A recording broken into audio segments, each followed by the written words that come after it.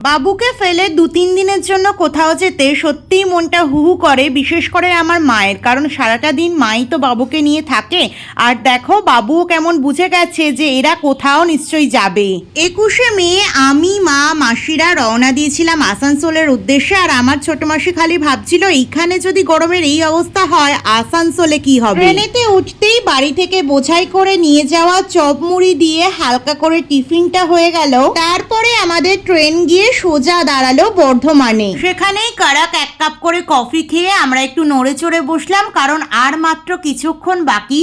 After a long time মামার বাড়ি। সেই লাস্ট 2018-তে এসেছিলাম, তবে এইবারে যে কারণে এসেছি সেটা আশা ছিল না। 9:45 আমরা পৌঁছালাম আসানসোল স্টেশন। সেখান থেকে একটা অটো নিয়ে আমরা পৌঁছে গেলাম বার্নপুর, আমার মামার বাড়ি। নিজেদের পাড়ার সেই পুরনো জলের টেস্ট নেবে বলে বাড়িতে ঢোকার আগে সবাই মিলে কয়েক বোতল জলও ভরে নিয়েছিল।